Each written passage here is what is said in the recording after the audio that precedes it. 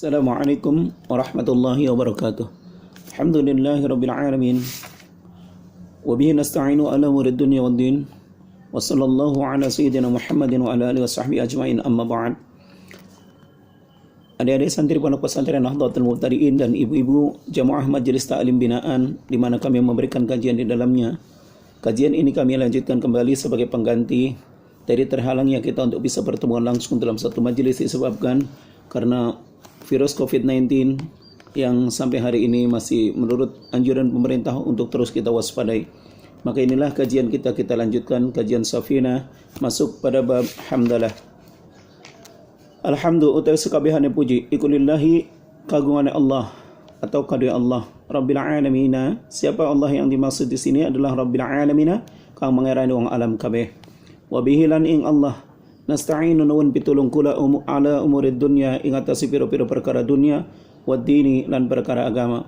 Wa sallallahu mugi paring rahmat sapa Allah Gusti Allah wa sallama lan mugi paring keselamatan ala sayyidina mugi tetep ing atase Gusti kita Muhammadin Kanjeng Nabi Muhammad khatamin nabiyyin kang dadi pungkasane para nabi wa alihi lan kaula wargane nabi wa sahbihi lan sahabate nabi ajma'ina hale sakabehane. Wala haula lan ora ana daya sumingkir saking maksiat ya, wala quwata lan ora ana kuat ibadah iku maujud atau ora ana kuat datang bab ketaatan dumateng Gusti Allah iku maujud illa billahi ang kejaba kelawan pitulunge Allah sifatnya Allah al aliyya dat kang maha luhur al azim tur kang maha agung. Untuk menjembatani ibu-ibu majelis yang tidak memahami bahasa Jawa karena tergabung di beberapa majelis adalah ibu-ibu yang tidak mengerti bahasa Jawa, maka akan kami terjemahkan ke dalam bahasa Indonesia sekalian penjelasannya. Pada bab ini jemaah yang dimuliakan Allah Subhanahu wa taala, kita masuk pada satu kajian di mana setelah pengarang kitab ini mengawali dengan kalimat bismillah, kemudian beliau melanjutkan dengan memuji Allah Subhanahu wa taala dalam kalimat alhamdulillah. Ini merupakan satu pujian di mana alhamdu lughatan ay ats-tsana'u bil kalam alal jamilil ikhtiyari ma'a jihati tabjili wa ta'limi sawa'un kana fi muqabalati ni'matin am la. Artinya satu sanjungan melalui perkataan atau ikhtiar yang baik yang disertai dengan mengagungkan Allah Subhanahu wa taala ya, dan memuliakannya, baik itu disebabkan karena satu nikmat yang diberikan oleh Allah atau bukan karena sebuah nikmat yang diberikan oleh Allah, tetapi kesemuanya itu adalah mustahiqun lillah, artinya tetap milik Allah Subhanahu wa taala. Jadi beliau memulai kajian ini dengan baca alhamdulillah adalah merupakan satu bentuk kebanggaan beliau atas limpahan karunia yang Allah berikan sebagai bentuk pujian kepada Allah Subhanahu wa taala, terlepas dari persoalan apakah dia diberi nikmat atau tidak diberi nikmat. Maka ini merupakan satu pembelajaran kembali kepada kita, jangan pernah putus untuk tetap memuji Allah Subhanahu wa taala. Bukankah kalimat pujian itu ya akan menjadikan orang yang memujinya menjadi terhormat? Ketika orang yang menghinakan, suka menghinakan, dia akan tidak lebih dari apa yang dia ucapkan. Ada satu istilah bahwa teko itu, cere, di orang dermayune, tidak akan pernah mengeluarkan isinya kecuali apa yang ada di dalamnya. Maka kalau kita ambil satu tamsil, satu perumpamaan dari itu, sesungguhnya kalau kita suka memuji, ya, tidak mudah merendahkan orang lain, memuji orang lain, maka sesungguhnya tidak lebih itulah satu gambaran bahwa di dalam hati kita adalah isinya orang yang mulia, yang syarat dengan pujian-pujian dan tidak mudah merendahkan serta menghinakan orang lain. Inilah nampaknya yang menjadi satu harapan di antara beberapa alasan pengarang kitab ini untuk menuntun kita meletakkan kalimat pertama untuk memuji dulu, ya. Wa hadha huwal hamdul lughawi alladhi tulibatil buda'atu bih.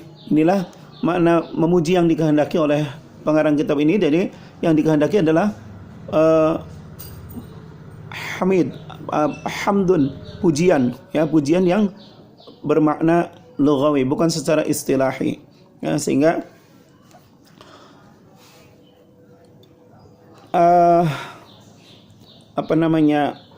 kalau secara istilah ini fala yutlabul bada'atu bih, ini tidak dituntut, makna secara istilah ini tidak dikehendaki oleh si pengarang kitab ini. Artinya pujian yang dikehendaki awalan di sini adalah pujian dalam makna lughawi, ya. Baik, jemaah dan adik santri yang dimuliakan Allah Subhanahu wa taala. Kenapa kemudian mu'alif pengarang kitab ini kok mendasarkan dengan kalimat hamdalah setelah kemudian membaca bismillah, lam aftataha bil basmalah iftitahan haqiqatan, iftataha bil hamdalati iftitahan idafiyan, jam'a hadisai al basmalah wal hamdalah wa iqtidaan bil kitab aydan wa amalan bi hadis Ibnu Majah.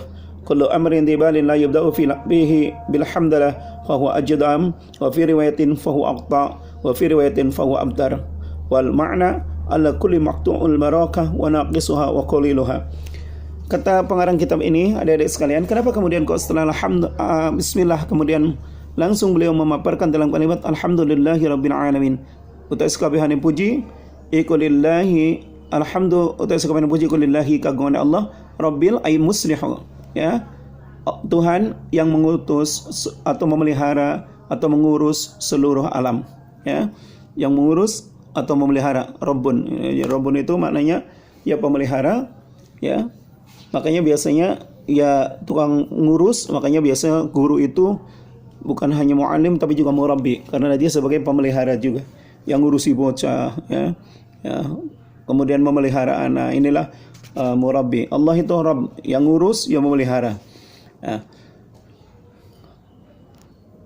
Kalau kemudian kemarin beliau membuka dengan kalimat basmalah, itu adalah iftitahan hakikian, ya, namanya satu pembuka yang secara hakiki. Adapun pembukaan dengan bilhamdalah iftitahan idafiyan, ya.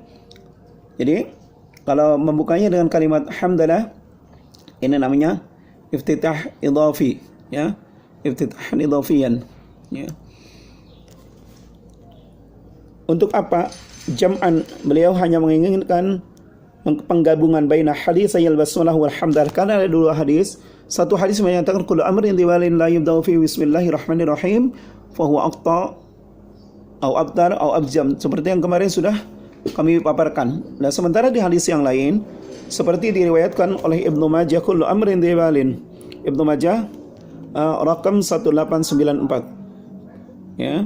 Ini dinyatakan kullu amrin dibalin la yubda'u fihi bil hamdalah, segala sesuatu yang tidak diawali dengan membaca kalimat alhamdulillah, fa huwa ajdam, wa fi riwayatin fa huwa aqta, wa fi riwayatin fa huwa abtar. Sahabat sekalian, adik santri dan para wali santri yang berbahagia, kalau kita meneliti ada dua hadis. Satu hadis mengatakan kullu amrin dibalin, segala sesuatu yang baik kalau tidak diawali dengan basmalah maka dinyatakan terputus, atau seperti penjelasan kemarin. Di hadis yang lain segala sesuatu yang tidak diawali dengan hamdalah. Lalu timbul satu persoalan, kalau memang demikian, mana yang benar? Yang harus diawali dengan bismillah atau dengan hamdalah?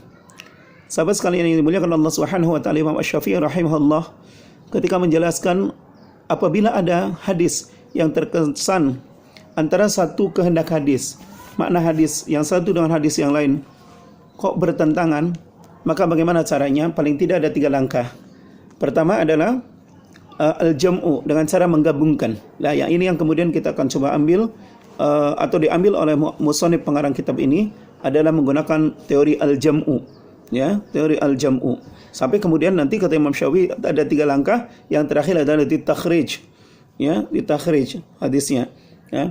Jangan seperti yang sekarang banyak muncul seperti hadis-hadis yang diangkat untuk membicarakan soal corona tanpa mengambil langkah-langkah itu, sehingga yang terkesan adalah satu ulama membantah ulama yang lain, satu kiai membantah kiai yang lain, terkesan adalah ada ketidakbersamaan. Dan ini yang kami khawatirkan, jangan kemudian corona pergi lalu kemudian kebersatuan di antara kita warga bangsa sesama umat menjadi terpecah di kemudian hari karena persoalan-persoalan yang tidak proporsional dilakukan oleh beberapa orang yang mengambil dalil-dalil yang tidak memahami bagaimana cara pengambilan kesan dalil-dalil yang tidak sepadan makna, lalu kemudian tidak mengambil langkah-langkah yang ditunjukkan oleh para ulama kita salafus salih terdahulu.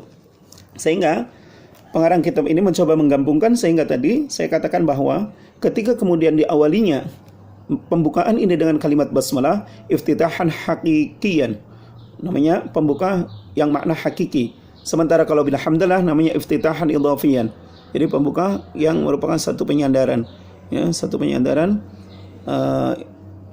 sehingga kedua-duanya tidak terkesan menjadi satu tabrakan, ya. Jemaah yang dimuliakan Allah Subhanahu wa taala, dan santri. Qala An-Nawawi rahimahullah taala, Imam Nawawi rahimahullah taala beliau berkata, yustahabbul hamdu fi ibtida'il kutub al-musannafah, disunnahkan untuk memuji Allah di dalam memulai satu kitab yang dikarang, ya. Apabila kita mengarang, membuat satu karya, membuat mahakarya atau satu karya-karya kecil, lalu kemudian kita ingin tuangkan dalam satu tulisan, maka sebaiknya diawali dengan kalimat alhamdulillahirabbil alamin. Menurut Imam Nawawi rahimahullah, sebagaimana dijelaskan di dalam kitab Al-Adhkar halaman 622, kata beliau, yustahabbu, disunahkan, alhamdu, dengan memuji Allah fi ibtida'il kutubi, ing dalam mengawali tulisan al-musannafah kang den anggit, artinya di dalam mengawali bikin karya kita mengawali dengan kalimat hamdalah. Wa qala fi ibtida'i durusil mudarrisin, begitu juga ketika kita akan memulai satu kajian apapun, pembelajaran apapun, maka ini diawali. Sehingga adik-adik santri, kalau nanti adik-adik santri punya santri, maka kemudian ketika akan membuka pengajian, awali dengan kalimat alhamdulillahirabbil alamin. Setelah baca doa, ya, salam, kemudian kirim hadiah Fatihah untuk pengarang kitab. Kemudian seperti yang saya ajarkan di pesantren, kemudian lagi setelah kita mengawali dengan doa, kirim hadiah Fatihah untuk pengarang kitab, lalu kemudian mulailah membukanya dengan kalimat alhamdulillahirabbil alamin. Di belakangnya terserah, yang penting ada kata memuji Allah Subhanahu wa taala. Atau wa qira'atit talibina baina yadayil muallimin, ketika seorang santri akan membaca, suruh maju ke ustadznya, ke kiainya, maka jangan lupa agar dia di hadapan guru itu memulainya, ya, hamdalah,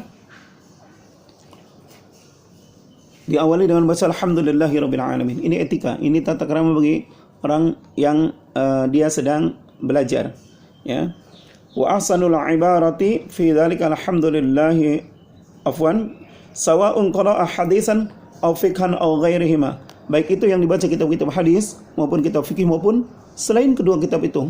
Belajar apa saja, ya, belajar apa saja, ya, belajar apa saja. Mungkin sekarang berkembang ilmu pengetahuan, ilmu matematika, ilmu IPS, geologi dan lain sebagainya, silakan. Senantiasalah diawali dengan memuji Allah Subhanahu wa taala. Satu logika berpikir sederhana, kenapa kemudian kita harus memuji Allah? Demi Allah, tanpa pertolongan Allah Subhanahu wa taala tak akan kita bisa, jangankan mengkaji kitabnya, mengangkat kitabnya saja, mengangkat bukunya saja, pegang bukunya saja belum tentu bisa. Apalagi kalau kemudian kita harus memutar pemikiran kita, berijtihad, menghasilkan sesuatu yang lebih baik untuk kebaikan ke depan atas umat, dengan segala problem yang muncul di kemudian hari nanti, mengambil sisi manfaat dari ilmu itu. Tanpa pertolongan Allah, maka tidak akan mungkin bisa. Maka kemudian wajar kalau seseorang memulainya dengan membaca alhamdulillahirabbil alamin. Wa ahsanul ibaratu fi dzalika, adapun kalimat hamdalah yang paling baik, ya, wa ahsanul ibarah fi dzalikal hamd adalah alhamdulillahirabbil alamin. Kalimat hamdalah yang paling baik adalah alhamdulillahirabbil alamin. Segala puji bagi Allah, Tuhan yang mengurus seluruh alam jagat raya ini.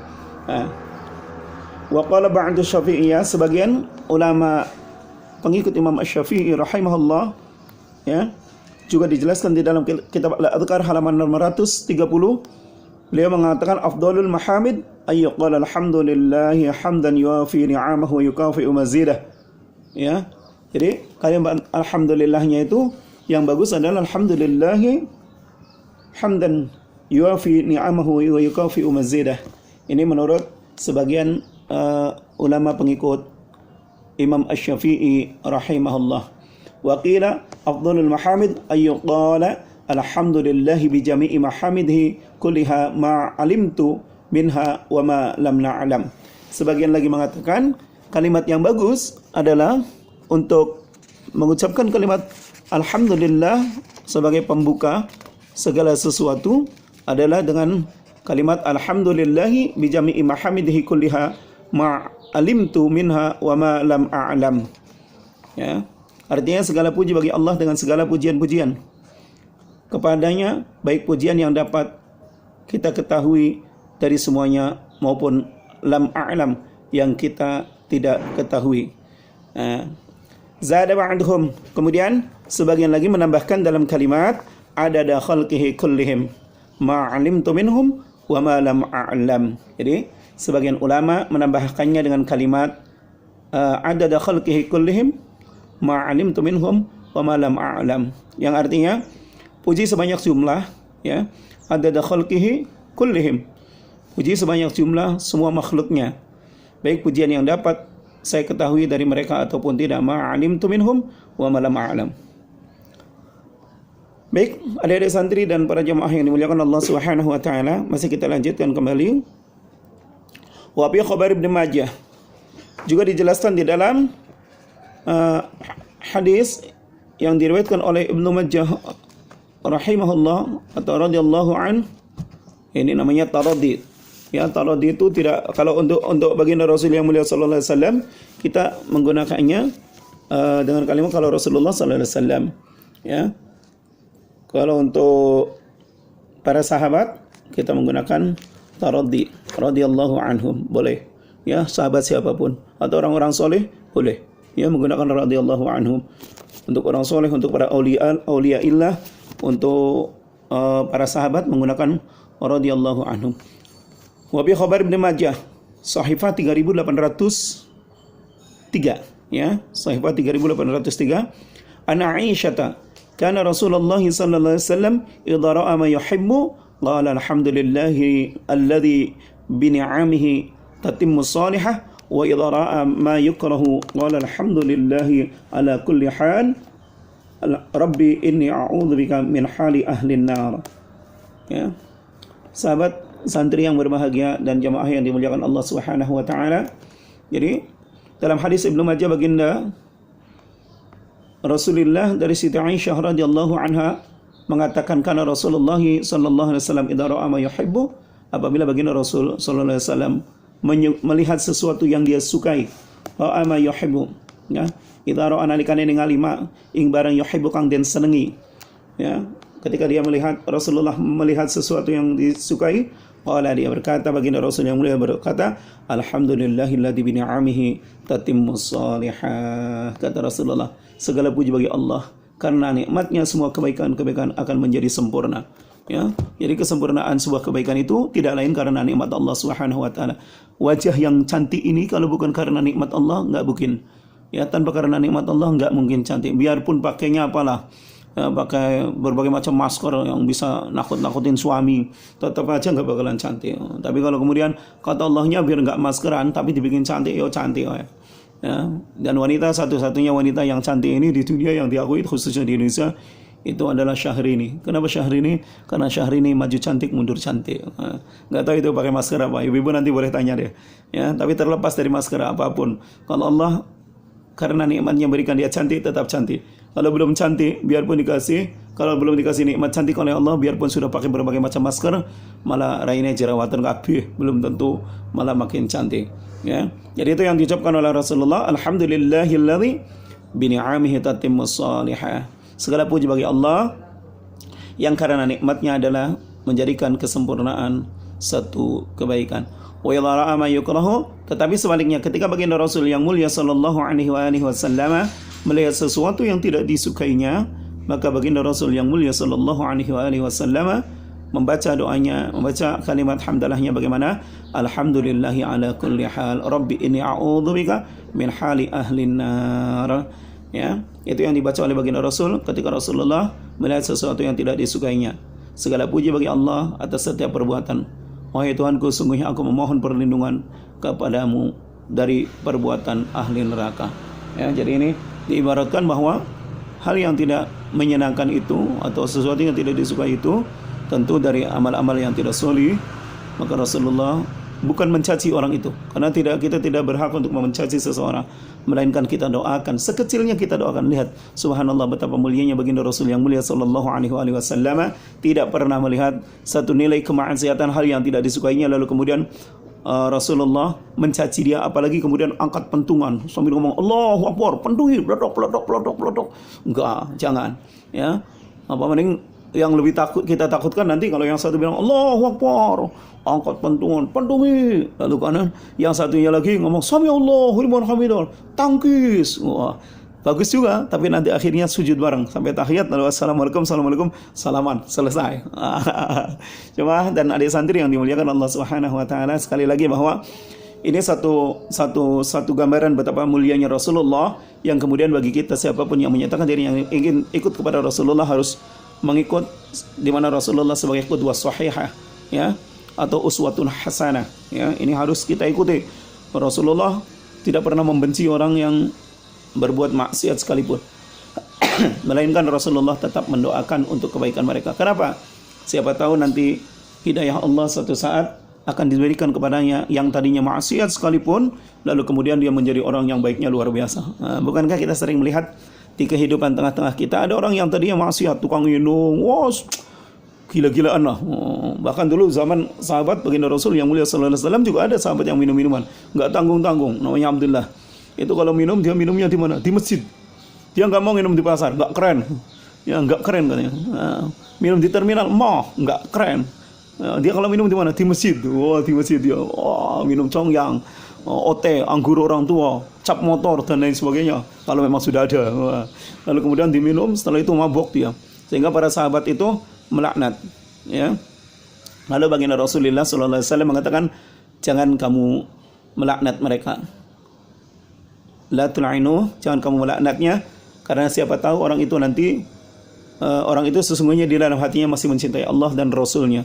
Jangan nggak percaya. Kadang-kadang saya dulu pernah punya pengalaman, saya bina masyarakat di lembaga pemasyarakatan yang masuk ke lapas di LP itu, ada preman masuk, kemudian begitu masuk lapas baru, dia ada suara adzan berkumandang, lalu mencak-mencak, walah penjara we, wana adan-adanan gede, kon patene kayak itu, akhirnya dijotos sama temannya, jotos, sakit itu, ngapa sih jotos kita, ya sih aja, ngomong-ngomong ini, anak adan-adan gede saja, adan-adanan mana lah, penjara mah, nah, kamu gak nerima? Ya saya gak nerima, meskipun saya tidak sholat, tapi saya gak suka ada orang yang menghinakan orang yang mau sholat. Wah, ini menggambarkan bahwa meskipun dia berbuat maksiat, ya, dia masih berpotensi di dalam hatinya itu punya kecintaan kepada Allah dan Rasulnya.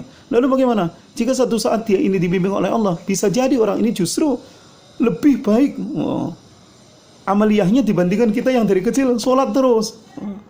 Bukankah kita pernah lihat ada orang yang ketika kemudian dia taubat, subhanallah, ngaji Quran, beli bantuk-bantuk zikir, tasbih, menti-menti di gawe, sembahyang sunat dilakoni kabeh, malah kemudian, mohon maaf, yang lain belum pada ke masjid, dia jam 11 sholat zuhur sudah ada di masjid. Kita santri datangnya malah terlambat, kiai ini malah telat. Wisono adzan ngudut dikit, telung batang sampai peragat udut. Wah, kalah oleh mereka. Jam 11 sudah berangkat. Akhirnya santri gengsi, dia ngomong kalah. Oh, kamu kalah sama orang yang tobat sama bapak itu. Kemudian ke santri, wah hati-hati, dia tobatnya anyar-anyaran. Saya kan sedari kecil wis tobat. Adik-adik yang dimuliakan Allah Subhanahu wa taala, sehingga kembali lagi baginda Rasul yang mulia sallallahu alaihi wasallam selalu mendoakan, dia memuji kepada Allah, mendoakan, hanya dia katakan Rabbi inni a'udzubika min hali ahlin nar. Dia hanya minta perlindungan kepada Allah, tidak mencaci, tidak membenci, tidak kemudian apalagi memukul-mukul mereka. Maka sahabat sekalian yang dimuliakan Allah Subhanahu wa taala, pantang bagi kita umat Rasulullah untuk menghinakan mereka, apalagi kita menyakiti mereka, baik menyakiti lahirnya maupun menyakiti batinnya, menyakiti fisiknya tidak boleh. Tetap mereka kita tuntun. Adapun kemudian sudah berkali-kali kita tuntun tidak mau, maka kita katakan, kita ambil satu keterangan dari firman Allah Subhanahu wa taala, innaka la tahdi man ahbabta walakin Allah yahdi man yasha. Jangankan kita baginda Rasul yang mulia sallallahu alaihi wasallam aja tidak bisa menuntun keluarganya, dalam artian bukan kita pesimistis, tidak, tetapi ikhtiar harus kita lakukan, tetapi sang pemberi hidayah tetap Allah Subhanahu wa taala. Maka adalah layak kita memuji Allah Subhanahu wa taala. Wa bihi lan Allah, la bi ghairihi, tidak kepada selain Allah. Ya, nasta'inu kita memohon pertolongan. Natlubul ma'unah, kita meminta pertolongan kepada Allah Subhanahu wa taala. Fataqdimul jari wal majruri li ifadatil ikhtisas. Ya, didahulukannya huruf jar berupa ba dan majrurnya yang merupakan dhamir mufrad adalah ini li ifadatil ikhtisas, mengandung makna penentuan atau pengkhususan. Inilah jadi didahulukannya jar atas majrurnya. Ini sehingga di dalam kita mengkaji hadis Al-Qur'an ini harus hati-hati betul. Kalau tidak memahami maka seringkali terjadi perang ayat tanding hadis seperti yang sekarang muncul dilakukan oleh beberapa orang yang mencoba memahami dalil-dalil, dia ambil dari terjemahan-terjemahan lalu kemudian tanpa mengkaji sisi-sisi alatnya, sehingga seringkali ketika muncul ke permukaan terjadi perdebatan oleh para pembaca atas pemahaman yang muncul. Sekali lagi untuk kehati-hatian kita harus ngaji, ya. Maka bagaimana kalau kita tidak paham? Ya sudah, serahkan. Yang bicara soal agama adalah para ulama, ya, yang bicara soal agama adalah para kiai yang ahli di bidangnya. Kalau kita tidak memahami wilayah itu, tidak usah kemudian kita mencoba membuat satu tulisan. Bikinlah tulisan yang memang kita memahami pada wilayahnya saja.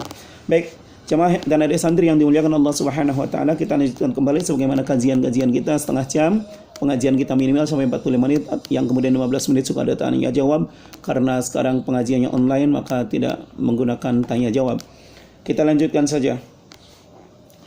Wa bihi lan Allah, artinya kepada Allah, la bi ghairihi, tidak kepada Allah. Sahabat sekalian yang muliakan Allah Subhanahu wa taala, kenapa kita dituntunkan untuk meminta pertolongan Allah? Wa bi nasta'in, ya, kepada Allah kita minta pertolongan. Natlubul ma'unah, yaitu meminta pertolongan, ya. Ini karena musta'an, tidak ada tempat yang baik untuk kita minta pertolongan. Kenapa kau harus kepada Allah? Ya karena Allah yang memberikan semuanya. Kullun min indillah, kata Allah di dalam Al-Quran sudah cukup jelas. Semuanya datangnya dari Allah. Maka virus corona ini, atau virus apalagi MERS, atau virus apapun, kejadian apapun demi Allah, tidak ada satupun terjadi di muka bumi ini tanpa dia didatangkan dan atas izin Allah Subhanahu wa taala. Jadi semuanya bersumber kepada Allah Subhanahu wa taala. Kalau memang semuanya bersumber kepada Allah, kenapa kemudian tidak kita kembalikan kepada sumbernya? Bukankah dalam salat, dalam hari-hari kita sering membaca Allahus Samad, Allah adalah sebaik-baik tempat bergantung. Maka kalau Allah sebaik-baik tempat bergantung, harusnya kita kembalikan lagi semua persoalan kepada Allah. Sehingga kata muallif, wa bihi lan Allah nasta'inu wa pitulung kulo. Jadi layak kita memberikan kepada Allah, tidak kepada selain Allah Subhanahu wa taala. Ya, bagaimana kalau kita meminta pertolongan kepada selain Allah? Maka ini tidak hakikatan. Ya, silakan aja sebagai langkah ikhtiar kita, ya, kita lakukan penyemprotan, ya, semproti sampai awak-awak disemproti. Ya, yang penting kalau nyemprotnya ini dengan sesuatu yang tidak membahayakan. Akhir-akhir ini banyak orang yang tidak paham, lalu kemudian dia minta disemprot dengan namanya apa itu, disinfektan apa itu, yang konon katanya kata para ahli juga itu membahayakan terhadap tubuh kita. Sebaiknya tidak asal semprot-semprot saja. Ya, bagaimana kalau nyemprot tubuh kita? Sudahlah dengan sabun atau apa yang sekiranya bisa melepaskan virus atau apa yang nempel di dalam tubuh kita. Jangan dengan sesuatu yang membahayakan. Sehingga jangan mengambil langkah kalau kita tidak paham, atau kalau mau mengambil langkah tanyakan kepada yang ahlinya. Jangan-jangan nanti itu membahayakan terhadap tubuh kita. Nah, itu namanya wilayah ikhtiar. Semprotnya rumah, semprotnya tubuh kita, semprotnya badan kita, kemudian dan lain sebagainya, itu wilayah ikhtiari, ya. Adapun ikhtiar hakikat, tetap kita harus meyakini bahwa semuanya kulluhum min indillah, semuanya datangnya dari Allah Subhanahu wa taala. Maka layak kita meminta pertolongan kepada Allah Subhanahu wa taala. Sehingga langkahnya bagi seorang mukmin, dia tetap pada wilayah di mana kita tidak punya kemampuan untuk menerobos langsung akan ketetapan Allah, kita wajib melakukan ikhtiar. Tetapi satu keyakinan yang harus kita tumbuhkan dalam hati kita bahwa semuanya datangnya dari Allah dan kita kembalikan semuanya kepada Allah Subhanahu wa taala adalah merupakan satu kelayakan. Jangan tinggalkan doa. Kalaupun belum bisa salat berjamaah di masjid, maka tetap salat berjamaah di rumah dengan istri dan anak-anak kita.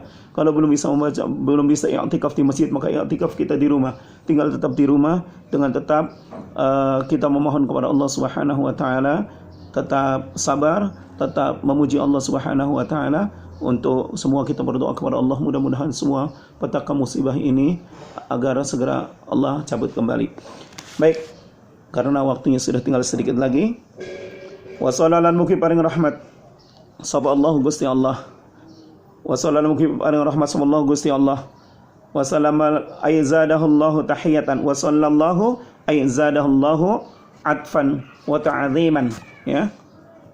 Maknanya, mohon maaf tadi ada yang kelewat kalimatnya. Wa bihilan ing Allah nasta'inu nuwun pitulung kula ala umurid dunya, ingat ase pira-pira perkara dunia wa dini lan perkara agama.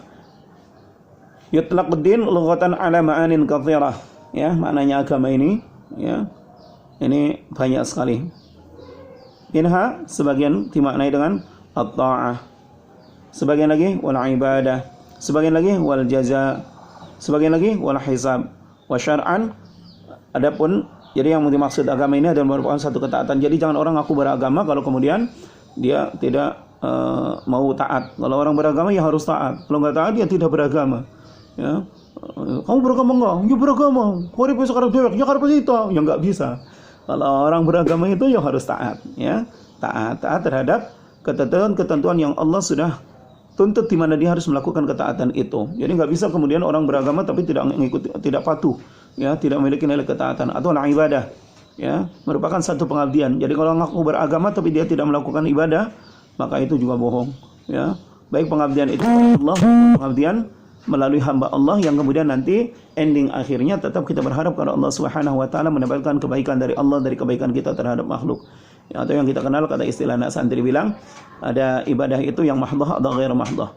Ada yang sifatnya langsung kepada Allah, ada yang sifatnya melalui jalur batu loncatan. Jadi batu loncatannya melalui hamba-hamba Allah. Ini pada our capacity, pada kapasitas kita, di mana Allah ciptakan, ketika Allah ciptakan kita, di mana Allah tugaskan kita. Wa ma khalaqtul jinna wal insa illa liya'budun. Wa ma khalaqtul jinna wal insa illa liya'budun. Tidaklah Allah ciptakan jin dan manusia kecuali untuk melakukan pengabdian. Maka pengabdian kita adalah pengabdian kita sebagai ibadullah, kata Imam Ghazali, dan pengabdian kita sebagai hamba Allah, ibadullah, hamba Allah, dan khalifatullah fil ardh, sebagai pemimpin di muka bumi ini. Nah, ini berarti nanti jalurnya ada yang langsung kepada Allah, ada yang itu sifatnya melalui hambanya. Maka kalau orang beragama, ya dia harus siap melakukan pengabdian. Kalau tidak melakukan pengabdian, maka dia masih belum disebut beragama. Jadi kalau ada orang kok beragama hanya ngurusi sendiri saja, itu beragamanya belum sempurna, atau mungkin tidak beragama sama sekali. Suki nggo dhewe, pinter nggo dhewe, kuat hanya untuk dirinya sendiri. Wah, itu belum beragama.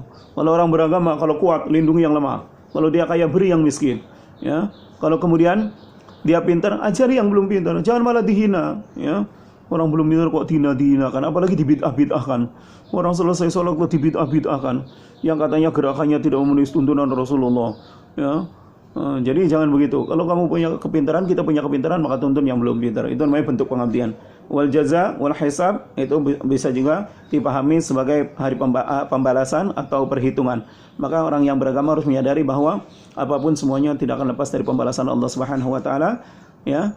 Dan diperhitungkan oleh Allah Subhanahu wa taala. Allah akan melihat apa yang kita saksikan. Orang yang beragama harus meyakini bahwa pada saatnya nanti kita akan dibalas oleh Allah atas amaliyah yang kita lakukan, ucapan kita, getar hati kita, semuanya akan dipertanggungjawabkan di hadapan Allah dalam hari perhitungan amal, dan semuanya akan ditimbang kebaikan kita dalam balasan Allah Subhanahu wa taala.